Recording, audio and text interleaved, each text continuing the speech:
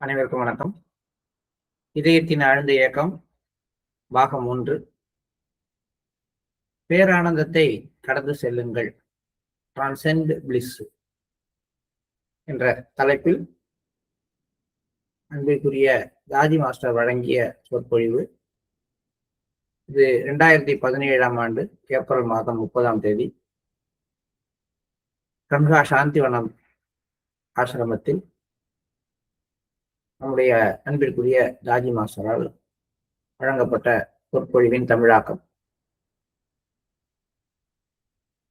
ஒரு மனிதன் மிருக நிலையிலிருந்து மனித நிலையத்துக்கு உயர்த்தப்பட்டு மனித நிலையிலிருந்து தெய்வீக நிலைக்கு உயர்த்தப்படுறதுதான் சகஜ மார்க்கத்தினுடைய ஒரு ப்ராசஸ், ஒரு அழகு அப்படின்னு நம்ம எல்லா இடத்துலையும் சொல்றோம். அது எப்படி செயல்படுத்தப்படுதுன்னா, கீழ்நிலை சக்கரங்கள்ல மனிதனை உயர்த்தி இதய சக்கரத்துக்கு கொண்டு வந்து இதய சக்கரத்துல அவன் முழுமையா பயணம் செய்த பிறகு அவனை மேல்நிலை சக்கரங்களுக்கு உயர்த்துறோம். விலங்குகளுக்கு உள்ளது கீழ்நிலை சக்கரங்கள், மனிதர்களுக்கானது இதய சக்கரம். அவன் தெய்வீகமயமாதல் அப்படிங்கிறது பிரம்மாண்ட மண்டலக்குள்ளார நுழையிறதுல இருந்து ஆரம்பிக்குது. சோ இதய சக்கரத்தை விழிப்படைய செய்யற அந்த ஒரு விஷயத்துல மன நிறைவு அப்படிங்கிறது மிகுந்த பங்காற்றுகிறது. உண்மை, நேர்மை, திருப்தி, சந்தோஷம் போன்ற அடிப்படையான சில குணங்கள், அதன் மூலமாக ஏற்படுகின்ற மன நிறைவு.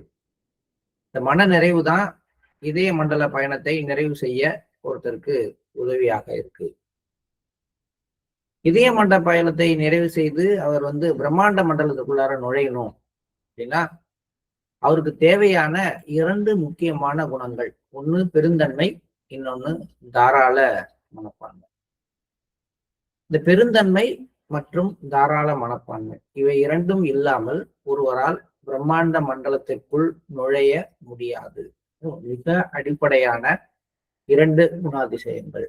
இதுதான் நம்ம இதுவரைக்கும் படிச்சது. இன்னைக்கு நம்ம தொடர்ந்து படிக்க இருக்கிறோம். இதயத்தில் பெருந்தன்மை இல்லாவிடில் இருமைத்தன்மை என்ற எதிர்மறைகளுக்குள் போராடி கொண்டு இருக்க வேண்டும். பெருந்தன்மையான இதயம் இல்லாவிடில் இவற்றில் எவற்றுடனும் நம்மால் ஒத்துப்போக முடியாது. எந்த நேரமும் நம்மை பற்றியே நாம் சிந்தித்துக் கொண்டிருந்தால் பிரம்மாண்ட மண்டலத்தில் நுழைய தகுதியற்றவர்கள் ஆகிறோம்.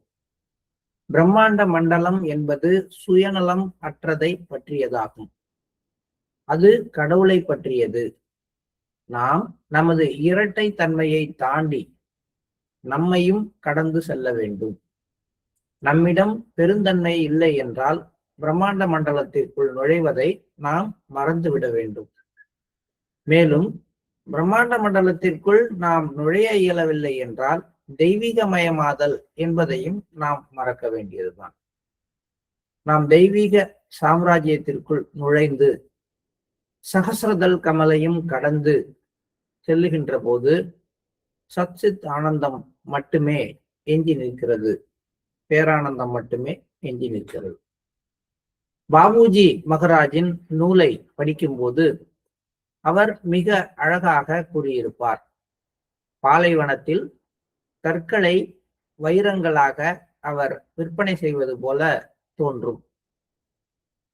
அவர் மைய மண்டலத்தை மிகவும் அழகான இடம் என்றும் அது இல்லாமல் நாம் வாழ முடியாது என்றும் வர்ணிக்கிறார். ஆனால் நாம் அங்கு வந்ததும் இது ஒரு பாலைவனம், தரிசு நிலம், இங்கு நான் என்ன செய்து கொண்டிருக்கிறேன் என்பதாக உணர்கிறோம். அதுவே அதன் அழகாகும். அங்கு சென்றடைந்த பின் அந்த தரிசு நிலத்தை விட்டு திரும்பி வர நம்மால் முடியாது. ஏனென்றால் நாம் அந்த தரிசு நிலத்தையே எப்பொழுதும் தேர்ந்தெடுப்போம். அந்த பரிமாணத்தில் ஏதோ ஒரு காந்த சக்தி இருக்கிறது.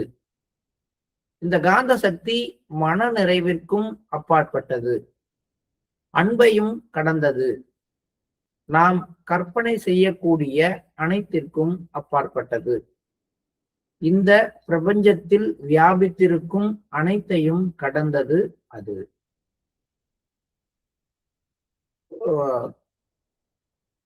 கரெக்டா எந்த இடத்துக்கு கொண்டு வந்து நிறுத்தணுமோ அங்க வர்றாங்க மாஸ்டர். பாபுஜி மகராஜுடைய நூலை பற்றி பேசும்பொழுது அவர் சொல்ற வார்த்தைகள், பாலைவனத்தில் கற்களை வைரங்களாக விற்பனை செய்வது போல தோன்றும். முதல்ல பாலைவனத்துல ஒரு பொருளை விற்கிறது கஷ்டம், அதை வாங்குறதுக்கு ஆள் இருக்காங்கிறது அதை விட பெரிய கஷ்டம். அங்க வெறும் கற்களை வைரம் அப்படின்னு சொல்லி அதனுடைய மதிப்பை உயர்த்தி விற்க ஒருத்தரால முடியுமா அப்படிங்கிற மாதிரி சொல்றார். ஸோ பொருத்தப்பாடு இல்லாத இடத்துல விற்க முடியாத பொருளை விற்கிற ஒரு விஷயத்தை தான் அவர் செய்யறாரு அப்படின்றது மாதிரி தோன்றுகிறதுங்கிறார். ஏன்னா நம்மளை மைய மண்டலம் தான் நம்ம அடைய வேண்டிய உச்சபட்ச நிலை, அதுதான் இங்க இருக்கிற தேவர்களாலும் மூவர்களாலும் அடையப்படாதது அப்படியெல்லாம் சொல்லி நம்மை அதை நோக்கி அழைத்து செல்கிறார். அது இல்லைன்னா ஒரு மனிதனால வாழ முடியாதுன்னுலாம் சொல்றாரு. நாமும் அதை கேட்டு அந்த இடத்தை நோக்கி பயணிக்கிறோம். ஆனால் யார் அந்த இடத்தை சென்று அடைகிறோமோ அவர்கள் அங்க ஒன்றும் பெரிய விஷயத்தை பார்ப்பதில்லை. எந்த விதமான ஒரு கவர்ச்சியும் அதுல இல்லை, எந்த ஈர்ப்பும் இல்லை, எந்த ஒரு ஆனந்தமும் இல்லை, எந்த ஒரு நிறைவும் இல்லை, எதுவுமே இல்லைங்க. ஒரு பாலைவனம் எப்படி இருக்குமோ அது போல அது ஒன்றுமற்றதாக இருப்பதை நான் உணர்கிறேன்.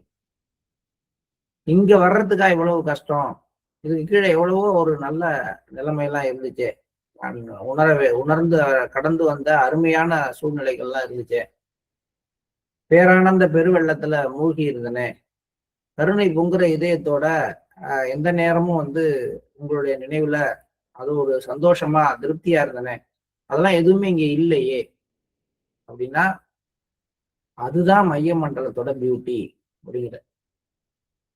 நிறைய முறை 1944 விஸ்பர்ஸ்லயும் பாபுஜி கேட்கிறாரு, சொல்றாரு, இதை விட நான் முன்பிருந்த நிலைகள் எல்லாம் உன்னதமாக இருந்தது என்று எனக்கு தோன்றியதுங்கிறார் பாலாஜிட்ட. இந்த நிலை அடைவதற்காக நான் இந்த அளவுக்கு கஷ்டப்பட்டேன், இதற்கு முன்பு இருந்த நிலைகள் இதை விட மிக நன்றாகவும் ஊக்கமளிப்பதாகவும் உற்சாகம் ஊட்டுவதாகவும் மனநிறைவு அளிப்பதாகவும் இருந்துச்சு, இங்க எதுவுமே இல்லை. இங்கு நான் என்ன செய்து கொண்டிருக்கிறேன் என்பதாக நாம் உணர்கிறோம், அதுவே அதன் அழகாகும். ஆனால் அங்கிருந்து திரும்பி வர தோணுமா அப்படின்னா தோணாது. அததான் லாலாஜி கிட்ட பாபுஜி சொல்றார், எடுத்துடவா அப்படின்னு கேட்டா, இல்ல வேண்டாம், இந்த நிலையை எடுத்துடாதீங்க, இதை எடுத்து விட்டால் நான் இறந்து விடுவேன் அப்படிங்கிற. ஏனென்றால் அந்த பரிமாணத்தில் நம்ம அந்த தரிசு நிலத்தை தான் தேர்ந்தெடுப்போம். ஏன்னா அங்க ஒரு காந்த சக்தி இருக்கு, ஏதோ ஒரு காந்த சக்தி இருக்கு. அந்த ஈர்ப்பு பூமியில இருக்கிற எல்லா ஈர்ப்புகளுக்கும் அப்பாற்பட்டது. இது ஒரு டைமென்ஷன்ல இருந்து இன்னொரு டைமென்ஷன்ல போகும்பொழுது வரக்கூடிய ஒரு விஷயம். தூய்மையான காதல்லையும் இது நடக்கும். ஏன்னா அந்த தூய்மையான காதல்ல ஒருவர் என்ன பண்றாரு, தன்னுடைய காதலியை நோக்கி அல்லது காதலனோடு வாழணும் அப்படின்னு ஆசைப்படும் பொழுது அவங்க அவங்களுடைய சொந்தம், அவங்களுடைய பந்தங்கள், அவங்கள்ட்ட இருக்கிற அந்த சொத்து பத்துகள், உறவினர்களுடைய ஆதரவு எல்லாமே போயிடுது. எல்லாத்தையும் இழந்தாலும் அவை எதுவுமே இல்லாவிட்டாலும் இங்க வரும் பொழுது தான் யாரையும் நான் விரும்பி யாரோட வாழ வந்தோமோ அந்த இடத்துல ஒன்றுமே இல்லாத போதும், அங்க வாழ்வதற்கே வகை இல்லாத போதும் கூட ஏதோ ஒரு ஈர்ப்பு இதை விட்டுட்டு திரும்பி போக வேணாம்னு சொல்லுது இல்லையா. அது என்ன அப்படின்னு சொல்ல முடியாது, அதுக்கு லவ்னு நம்ம பேர் வச்சிருக்கோம், ஆனா அதுதான் லவ்வா அப்படின்லாம் தெரியாது. மித்த எல்லாத்தையும் கொடுத்துட்டு இது மட்டும் இல்லைன்னா நான் செத்துருவேன்னு தான் அப்ப அந்த பொண்ணும் அந்த பையனும் சொல்றான். எல்லாம் உனக்கு இந்த வீடு தர்றேன், உனக்கு சொத்தெல்லாம் எழுதி வைக்கிறேன், மிக ரொம்பவும் படிச்ச வசதியான மாப்பிள்ளைய கல்யாணம் பண்ணி வைக்கிறேன் எல்லாம் சொன்னாலும் இல்ல வேண்டாம், எனக்கு இதுதான் வேணும், இது இல்லைன்னா நான் செத்துருவேன் அப்படிங்கிறத நம்ம உலக வாழ்க்கையிலேயே நிறைய பேர்கிட்ட வாயில கேட்கிறோம். பட் அது ரொம்ப ஒரு டெம்பரவரி, அதை மாத்திடுறாங்க. பட் இங்க வந்து மைய மண்டலத்தை ஒருவர் அடைந்து அங்க இருக்கிற ஒரு அந்த ஈர்ப்பை உணர்ந்து விட்டால் அங்கிருந்து திரும்பி வருவதற்கு அவர் விரும்புவதில்லை.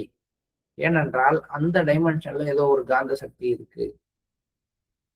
அது மன நிறைவிற்கு அப்பாற்பட்டது. ஏன்னா மைய மண்டலம் அப்படிங்கிறது இதயத்தால உணரப்பட முடியாத ஒன்று. அது அன்பையும் கடந்தது. ஏன்னா அன்புங்கிற விஷயத்த அங்க இருக்கிற எந்த ஒரு வேல்யூவோடையும் கம்பேர் பண்ண முடியாது. நாம் கற்பனை செய்யக்கூடிய அனைத்திற்கும் அப்பாற்பட்டது. இந்த பிரபஞ்சத்தில் வியாபித்திருக்கும் அனைத்தையும் கடந்தது.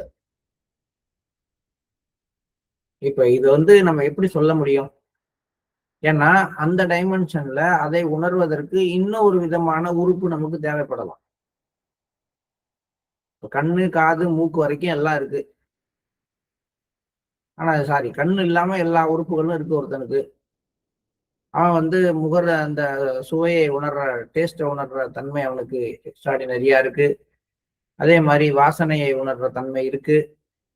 தொட்டு உணர்ற தன்மையில சிறப்பா இருக்கு. அதுலலாம் வந்து பெரிய அளவுல எல்லாத்தையும் இதன் மூலமாக இந்த உலகத்தை, இந்த 4 விதமான உணர்வுகளை வச்சு உலகத்தை ஒருத்தன் நல்லா ஃபீல் பண்ணி இருக்கிற ஒருத்தனா இருக்கிறான்.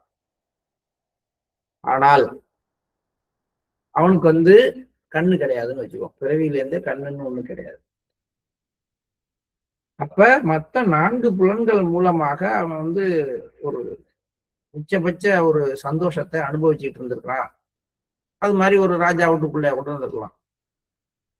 அந்த மாதிரி ஒருத்தனுக்கு கண்ணை கொடுத்த பிறகு இப்ப மத்த 4 புலன்கள் மூலமாக கிடைக்கிற இன்பம் வேணுமா, இந்த கண்ணு வேணுமானா அவன் என்ன சொல்லுவான்? ஏன்னா கண்ணை திறந்து பார்க்கும் பொழுது கிடைக்கக்கூடிய விஷயங்கள் என்ன, அது என்னன்னே அவனுக்கு புரியாது. ஆனா நல்லா இருக்கும். இந்த மூக்கால முகர்ந்ததை விட, காதால கேட்டதை விட, இந்த கண்ணால பாக்குறது நமக்கு இப்போ சின்ன பிள்ளையில இருந்து பார்த்து இது என்னன்னு தெரியுது, வானம்னா என்னன்னு தெரியுது, பூமினா என்னன்னு தெரியுது, பறவைனா என்னன்னு தெரியுது. இதெல்லாம் ஒலியாகவும் வாசனையாகவும் உணர்ந்த ஒருத்தனுக்கு கண்ணை திறந்து பொருளை பார்க்கும் பொழுது எதுவுமே புரியாது. எது என்ன, எதுல இருந்து சவுண்ட் வருது, எது வந்து சூட கொடுக்குது, எது குளிர்ச்சியை கொடுக்குது, எதுவுமே தெரியாது. ஆனால் இந்த 4 புலன்களால் அவன் உணர்ந்ததுக்கு அப்பாற்பட்ட ஒன்றை 5வது புலனால அவன் உணர்ந்தான். இது ஒரு எடுத்துக்காட்டா வச்சுக்கிட்டு, இப்ப மைய மண்டலத்துக்கு போகும்பொழுது நம்ம இதுவரைக்கும் 4-5 புலன்களையும் அதுக்கப்புறம் நம்மளுடைய சிந்திக்கும் திறனையும் வைத்து எதையெல்லாம் உருவகப்படுத்தி உணர்ந்து கொண்டிருந்தோமோ, அதுல இருந்து முற்றிலும் மாறுபட்ட ஒரு பரிமாணத்துக்குள்ளார போகும் பொழுது அங்க எதையுமே நம்மளால உணர முடியாது. அங்க இருக்கிற எல்லாம் ஏதோ ஒண்ணு வித்தியாசமா இருக்குன்னு சொல்ல முடியும். அதை இதுக்கு முன்னாடி உள்ள எதோடையும் கம்பேர் பண்ணி ஒப்பிட்டு சொல்ல முடியாது. It is beyond that. ஒரு பறவையினுடைய ஒலியை கேட்டிருப்பான், பறவையினுடைய சிறகடிக்கிற சத்தத்தை கேட்டிருப்பான், அந்த பறவை கிட்டக்க இருந்தா வர்ற வாசனையை கூட ஒருத்தன் கேட்டிருப்பான். பட் அத உருவத்தை ஒருத்தன் பார்க்கும் பொழுது அது அது கொடுக்குற ஃபீலுக்கும் அதுக்கு முன்னாடி ஒலியாகவும் வாசனையாகவும் அவன் அடைந்த ஃபீலுக்கும் உள்ள வித்தியாசம் நிறைய இருக்கு.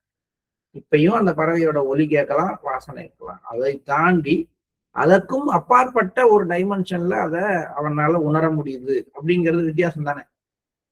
அப்போ ஒரு சென்ஸ்ல இருந்து இன்னொரு சென்ஸ் கிரியேட் ஆகிறப்ப அதாவது கண்ணு, காது, மூக்குல காது வரைக்கும், அதாவது கேட்டல் திறன் வரைக்கும் விழிப்படைந்த ஒருத்தனுக்கு பார்த்தல் திறன் வரும் பொழுதே வந்து ஒரு முற்றிலும் அதை எல்லாத்துக்கும் கடந்த ஒரு நிலைக்கு அவன் போய் அதை பார்க்கிற மாதிரி, இந்த 5 அப்பாற்பட்ட நிலையில மைய மண்டலத்தை நாம் உணரும் பொழுது அங்க இருக்கக்கூடிய அந்த ஈர்ப்பு விசையானது மன நிறைவிற்கு அப்பாற்பட்டது.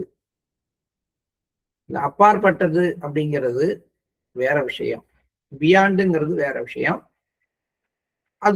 அதுக்கு முன்னாடி இருக்கிறதும் அப்பாற்பட்டதுங்கிறதும் ஒரே மாதிரிதான் இருக்கும். உதாரணத்துக்கு, ஏதாவது ஒரு விஷயத்தை தெரிந்து கொள்வதற்கு முன்பும் அதன் மீது நமக்கு ஈர்ப்பு இருப்பதில்லை. அதை முழுமையா தெரிஞ்சுக்கிட்டு அதுல மனநிறைவு அடைந்த பிறகும் அதன் மீது நமக்கு ஈர்ப்பு இருப்பதில்லை.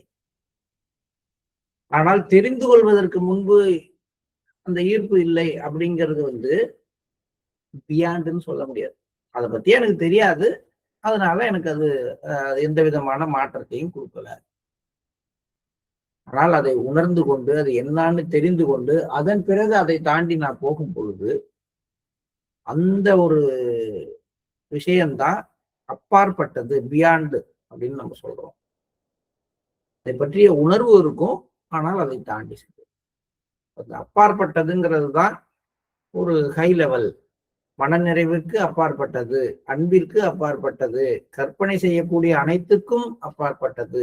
இந்த பிரபஞ்சத்துல எதெல்லாம் மேனிஃபெஸ்ட் ஆயிருக்கோ, படைப்புல நம்ம பார்க்கிற எல்லாவற்றையும் கடந்ததாக அது இருக்கிறது. ஆகவே இந்த பயணத்திற்கு சில நற்பண்புகள் தேவைப்படுகின்றன. அப்ப இந்த யூனிவர்ஸ்ல காணக்கூடிய எல்லா விஷயங்களையும் தாண்டிய இதுக்கெல்லாம் கடந்து நிக்கிற ஒரு விஷயத்தை நோக்கி நான் போனோம்னா அங்க எக்ஸிஸ்ட் ஆகிறதுக்கு எனக்கு சில நல்ல பண்புகள் தேவைப்படுகிறது. அந்த நல்ல பண்புகள் மெயினா ரெண்டு தான். ஒண்ணு தாராள மனப்பான்மை, இன்னொன்னு பெருந்தன்மை. இந்த தாராள மனப்பான்மையும் பெருந்தன்மையும் வரணும்னா இதய மண்டலத்துல இருக்கிற அனைத்து எதிர்வரைகளையும் நம்ம கடந்து செல்ல வேண்டும். தாராள குணத்தை வளர்த்து கொள்ளுங்கள். சச்சித் ஆனந்தத்தை பற்றி மறந்து விடுங்கள். அந்த பேரானந்தம் அப்படிங்கிற விஷயத்தை, பேரின்பம் அப்படிங்கிற விஷயத்தை மறந்து விடுங்கள். பிறகு நாம் எளிதாக இறுதி லட்சியத்தை அடைந்து விடலாம். எனவே நமது இதயங்களில் குறிப்பிட்ட நற்பண்புகளை வளர்த்து கொள்ள உறுதி பூண்டு இந்த பண்புகளின் மீது தியானம் செய்து வெகுமதிகளை ஒவ்வொன்றாக வழங்கும்படி மாஸ்டரிடம் பிரார்த்தனை செய்வோம். இது இங்க ஒரு வித்தியாசமா சொல்றாரு. இந்த நற்பண்புகள், தாராள மனப்பான்மை, பெருந்தன்மைங்கிற நற்பண்புகள் மீது தியானம் செய்யுங்கள்ங்கிறார். அதை பற்றி சிந்தியுங்கள் அப்படிங்கிறார். அப்படி சிந்திக்கும் பொழுதுதான் அது உங்களுக்கு கைவரப்பெறும். இந்த குறிப்பிட்ட நற்பண்புகளை வளர்த்து கொள்வேன் அப்படின்னு சங்கல்பம் பண்ணிக்கீங்க, உறுதி கொள்ளுங்கள். உறுதி கொண்ட பிறகு அந்த நற்பண்புகள் மேல தியானம் பண்ணுங்க.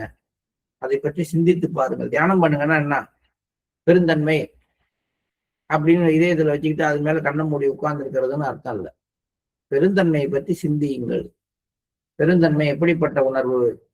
நான் எந்தெந்த விஷயங்கள்ல பெருந்தன்மையோட இருக்கிறேன், எந்தெந்த விஷயங்கள்ல என்னுடைய பெருந்தன்மை இன்னும் வளரணும், ஒவ்வொருத்தையும் எந்தெந்த விஷயங்கள்லாம் பெருந்தன்மைங்கிற விஷயம் வெளிப்படுது, இப்படி சிந்திக்கிறதுக்கு பேர் தான் தியானம். இதயத்துல தெய்வீக ஒளி இருக்கு அப்படிங்கிறதுக்கு பதிலாக இதயத்துல பெருந்தன்மை இருக்குன்ட்டு கண்ணை மூடி உட்கார்ந்துக்கிறது, அதுக்கு பேரு தியானம் அல்ல.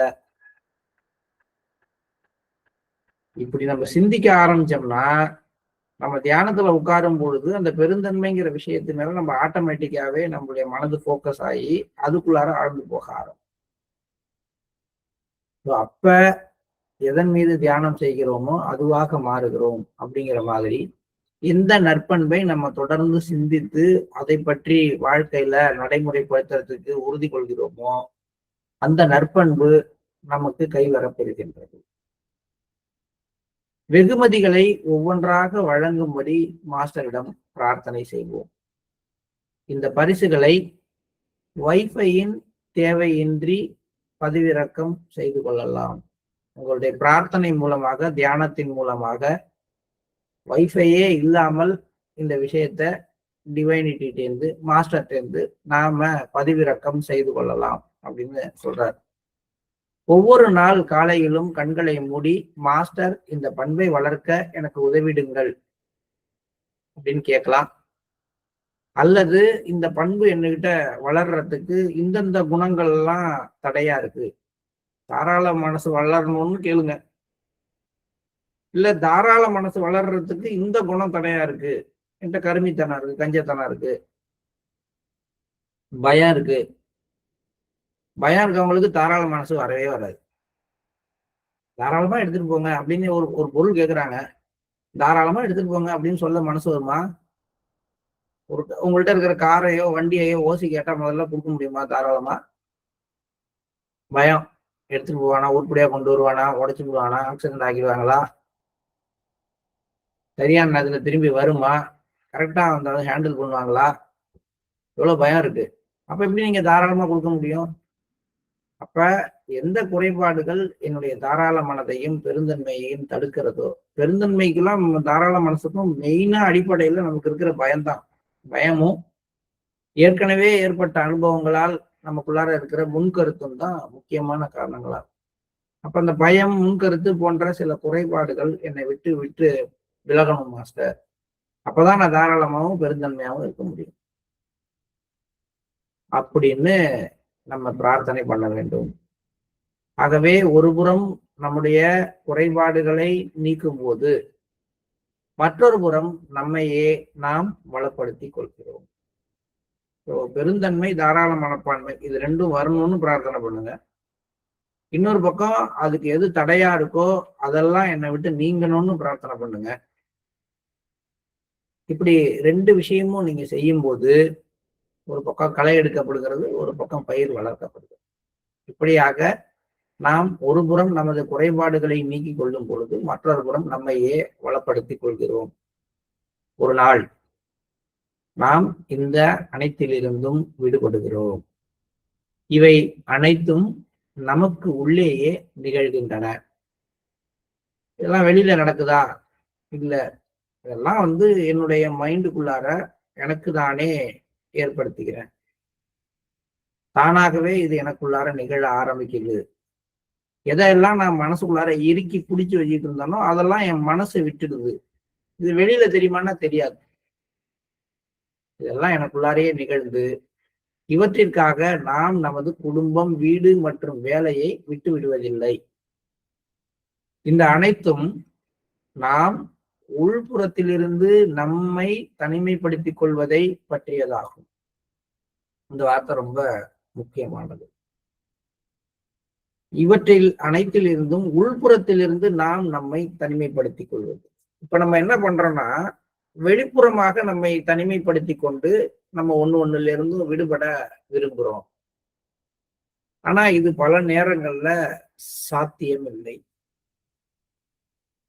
என்னை தனிமைப்படுத்தி கொண்டு நான் நிம்மதியா இருக்கணும்னு நான் விரும்புறேன்.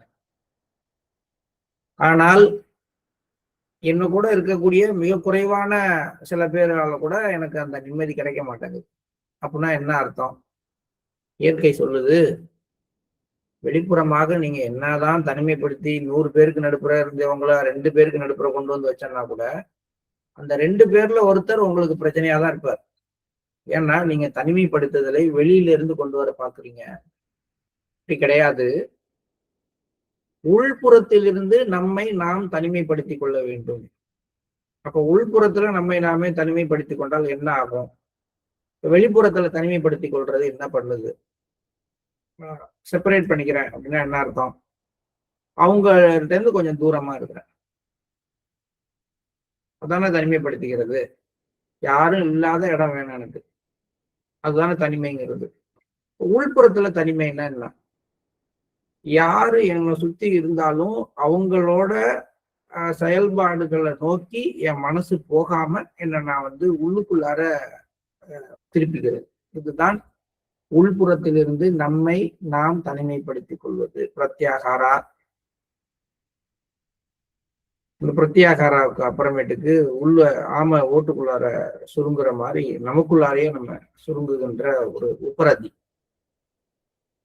இந்த உபரதி தான் இங்க தேவையா இருக்கு. இந்த உபரதியும் பிரத்யாகாராவும் நமக்குள்ளார தானாக வரும் பொழுது நம்ம எல்லாத்திலிருந்தும் உள்புறமாக நம்மை நாமே தனிமைப்படுத்திக் கொள்கிறோம். இதுதான் உண்மையான துறவு. ஆனா வெளியில துறவுன்னா என்னன்னா, வெளி உலக வாழ்க்கையில இருந்து தனிமைப்படுத்திக் கொள்பவர்களை துறவு வாழ்க்கை வாழ்கிறார்கள். சொந்த பந்தத்தெல்லாம் விட்டுட்டு, வீடு வாசல்லாம் விட்டுட்டு, தன்னுடைய சொத்து பத்துக்களை எல்லாம் விட்டுட்டு யார் தன்னை தனிமைப்படுத்திக் கொள்கிறார்களோ அவர்கள் துறவிகள்னு நம்ம நினைக்கிறோம். அதுதான் துறவுன்னு நினைக்கிறோம். அப்படி கிடையாது. அவங்க வெளியில விட்டுட்டாலும் கூட அது மட்டுமே துறவாக நீங்க எடுத்துக்கொள்ள முடியாது. உள்புறமாக அந்த துறவு மனப்பான்மை இருக்குதுன்னா, நம்ம உலக வாழ்க்கையில வாழ்ந்தாலும், வீடு வாசல்ல இருந்தாலும், அலுவலகம் சென்று கொண்டிருந்தாலும், நாம இந்த தேவையில்லாத குணங்களை நீக்கி தேவையான குணங்களை பதிவிறக்கம் செய்து கொண்டு நம்மை நாமே உள்புறமாக தனிமைப்படுத்திக் கொள்ளும் போது இதெல்லாம் நமக்குள்ளாரையே நிகழ்ந்து நாம் அனைத்திலிருந்தும் விடுபடுவதை பார்க்கிறோம். இதெல்லாம் எதுல இருக்கு? நம்முடைய ஆட்டிடியூட்ல தான், மனோபாவத்துலதான் இருக்கு. இவ்வாறு மெதுவாக நம்மை நாம் தயார்படுத்தி கொண்டு தலையை இங்கிருந்து அங்கு திருப்புவதற்கு முன் பணி முடிந்து விடுகின்ற அந்த இறுதி நொடிக்காக காத்திருக்கிறோம். பாபுஜி என்ன சொல்றாரு? லட்சியத்தை அடைவது அப்படிங்கிறது தலையை இங்கிருந்து அங்க திருப்புற நேரம் தான். அதுக்கு ஒரு செகண்ட் தான், ஒரு ஃபிராக்ஷன் ஆஃப் செகண்ட்ல அது ட்விஸ்ட் ஆயிடுது. ஆனால் அந்த செகண்டுக்கு தயாராகிறதுக்கான நேரம் தான் நிறைய ஆகுது. கல்யாணம்னா என்னங்க? ஒரு ஃபிராக்ஷன் ஆஃப் செகண்ட் தான். தாலியை எடுத்து 3 முடிச்சு போட்டா கல்யாணம். ஆனா அது எவ்வளவோ பெருசா நீளுது. பொண்ணு பாக்குறதுல இருந்து, மாப்பிள்ளை பாக்குறதுல இருந்து ஆரம்பிச்சு அந்த தாலி கழுத்துல ஏறுறது அந்த ஒரு செகண்டுங்கிறதுக்கு முன்னாடி எத்தனை நேரம், எத்தனை நாட்கள், எத்தனை ஆண்டுகள், எவ்வளவு பிரச்சனைகள் வரும். அது மாதிரி இங்கேயும் இந்த டிவைன் டைமென்ஷனுக்குள்ளார, அந்த தெய்வீக பரிமாணத்துக்குள்ளார நம்ம நுழையிற அந்த ஒரு செகண்ட், அந்த இறுதி லட்சியத்தை நோக்கி நம்ம திரும்புற அந்த நேரமானது தலையை இங்கிருந்து அந்த திருப்பறத்துக்குள்ளார முடிஞ்சு போகிறது அப்படின்னாலும் அந்த இறுதி நொடிக்காக நாம் வெயிட் பண்ணிக்கிட்டு இருக்கோம். எப்ப நடக்க போகுது, எப்ப நடக்க போகுதுன்னு. அது மெதுவாகவும் நடக்கலாம், அல்லது உடனேயும் நடந்துடலாம். இருப்பினும் அந்த ஃபைனல் மொமெண்ட், இறுதி நொடியாக ஆகக்கூடிய அந்த ஒரு திருப்பத்திற்காக நம்மை குறிப்பிட்ட அளவுக்கு நாம் தயார்படுத்திக் கொள்வதும் அவசியமானது. அப்ப ஏன் கல்யாணத்துக்கு முன்னாடி நிறைய பிரச்சனைகள் வருதுன்னா, மனதளவுல நாமும் நம்ம குடும்பமும் சில விஷயங்களுக்கு தயாராகணும்னு இயற்கை விரும்புது. அதுக்காகத்தான் நம்மளை தயார் பண்றதுக்காக, அந்த அந்த இறுதி நொடிக்காக நம்மளை தயார் பண்றதுக்காக தான் இயற்கை வெயிட் பண்ண வைக்குது. நாம அந்த இறுதி நொடியை பத்தி தான் நினைச்சுக்கிட்டு இருக்கோமே ஒழிய, இப்ப நம்மளை ஏன் இந்த பொசிஷன்ல வச்சிருக்கு, எனக்குள்ளார என்ன மாற்றம் வரணும்னு சிந்திக்கிறதுக்கு. இது சாதாரணமா வீட்டுல கல்யாணம் அப்படிங்கிற ஒரு விஷயத்தை எடுத்துக்கிட்டாலே இதுதான். கல்யாணத்துக்கு மட்டும் இல்ல, ஒரு வீடு கட்டணும்னு நினைக்கிறீங்க, தடை வந்துகிட்டே இருக்கு. தடை வரலங்க, அந்த வீடு கட்டுறது அப்படிங்கிற விஷயத்த ஆரம்பிக்கிறது ஒரு செகண்ட் தான். ஒரு கல்லை எடுத்து வச்சு பூஜை போட்டு கொத்தனாரை கூப்பிட்டு வச்சுட்டீங்கன்னா ஸ்டார்ட் ஆயிடுது. பட் அந்த விஷயம் ஆரம்பிக்கவே இல்லை, இடத்த அக்வயர் பண்ண முடியல, லோன் கிடைக்க மாட்டேங்குது, ஏதோ ஒன்று சொல்லிட்டு இருக்கீங்கன்னு வச்சுக்கோங்களேன். இதெல்லாம் என்னன்னா, நீங்க என்ன விஷயத்த செய்ய போறீங்களோ அதற்கான பக்குவம், அதற்கான தகுதி இன்னும் உங்கள்கிட்ட வரல. இயற்கை அதை வர வைக்கிறதுக்காக சில சூழ்நிலையில உருவாக்கி நிக்குது. அப்படிதானே அர்த்தம். இப்ப கல்யாணமா இருக்கலாம், அல்லது ஒரு வீடு கட்டுறது மாதிரி ஒரு விஷயமா இருக்கலாம், அல்லது ஒரு வேலையாக கூட இருக்கலாம். கையெழுத்து போட்டு ஜாயின் பண்ற அந்த ஒரு செகண்ட்ல வேலைக்கு போயிடுறீங்க. பட் அந்த வேலை கிடைக்கிறதுக்கு முன்னாடி நீங்க அதுக்காக எவ்வளவு அலையிறீங்க, எவ்வளவு தயார் பண்ணிக்கிறீங்க, எவ்வளவு படிக்கிறீங்க, இதெல்லாம் என்ன? அந்த வேலை கிடைத்த பிறகு அதை திறம்பட செய்வதற்கான தகுதியை வளர்த்து கொள்வதற்கான நேரம். இதெல்லாம் அப்படியே கொண்டு போய் தெய்வீகத்தோட கம்பேர் பண்ணும் பொழுது, இன்னவென்று இனம் புரியாத கவர்ச்சி மிக்க அந்த ஒரு மைய மண்டலத்தை தாண்டி செல்ற அந்த ஒரு நேரத்துல அந்த இடத்துக்கு ஏத்த மாதிரி நம்மளை அந்த இறுதி நொடிக்காக தயார்படுத்தி கொள்வதற்கு தான் இவ்வளவு நாள் ஆகிறது. அந்த நாள் அது உடனேயும் நடக்கலாம், மெதுவாகவும் நடக்கலாம். இருந்தாலும் இறுதி நொடியாக ஆகக்கூடிய அந்த ஒரு திருப்பத்திற்காக நம்மை குறிப்பிட்ட அளவு தயார்படுத்திக் கொள்வது அவசியம். அதற்கு என்ன செய்ய வேண்டும்? தினந்தோறும் காலையிலும் மாலையிலும் நம்மை நாமே மேம்படுத்தி கொண்டு, மேன்மைப்படுத்தி கொண்டு தொடர்ந்து வளர்ச்சி அடைகிறோம். பெருந்தன்மை மற்றும் மனநிறைவு ஆகிய 2 முக்கிய பண்புகளை பற்றி இன்று நான் குறிப்பிட்டுள்ளேன். நாம் ஒன்றாக இருக்கக்கூடிய இந்த சில நாட்களில் இதை பற்றி ஆழ்ந்து சிந்தியுங்கள். நாம் ஒன்றாக இருக்கும் நேரங்கள் அனைத்தும் மிக அற்புதமாக அமைய வாழ்த்துகிறேன். அனைவருக்கும் நன்றி. அனைவருக்கும் இது அதிக அளவில் பயனளிக்க வல்லதாக அமையட்டும். நன்றி. ஒரு சங்கல்பம் கொடுக்கிறார். அனைவருக்கும் இது அதிக அளவில் பயனளிக்க வல்லதாக அமையட்டும். அப்படின்னா என்னைக்கு மாஸ்டர் இதை பேசினாரோ அந்த சூழ்நிலையில அந்த இடத்துல இருந்தவங்க எல்லாருமே இதை உணர்ந்து அந்த 2 நாள் பெருந்தன்மை தாராள மனப்பான்மையை பற்றி சிந்தித்திருந்தால் அது முடிஞ்சு போச்சுங்க. இப்ப கிடையாதுன்னா இல்ல, இன்னைக்கு நம்ம படிக்கிறோம்னா இன்னைக்கு நம்ம மாஸ்டர் நம்மள்ட்ட இதை பேசுறாரு. அப்ப இந்த சில நாட்கள், இன்னைக்கு நாளைக்கு நாளை மறுநாள் இந்த மாதிரி நாட்கள்ல நம்ம இந்த பெருந்தன்மை தாராள மனப்பான்மை நம்ம கிட்ட இருக்கா, அதை எப்படி வளர்த்துக்கிறது அப்படின்னு நம்ம சிந்தித்தால் அது மிக அற்புதமான நேரமாக நமக்கு அமையும். இந்த சிந்தனை நம் அனைவருக்கும் அதிக அளவில் பயனளிக்க வல்லதாக அமையும் அப்படின்ற மாஸ்டருடைய சங்கல்பம் நமக்குள்ளார செயல்படும். இப்ப இந்த தியானத்திலிருந்தே நம்ம அந்த ஒரு பெருந்தன்மை, தாராள மனப்பான்மை இவையெல்லாம் எனக்குள்ளார எப்படி வளரணும் அப்படிங்கிறத பத்திய ஒரு எண்ணத்தை வச்சுக்குவோம். அதுக்கான ஒரு பிரார்த்தனையை நம்ம சமர்ப்பித்து விட்டு காலை நேர தியானத்திற்கு செல்வோம்.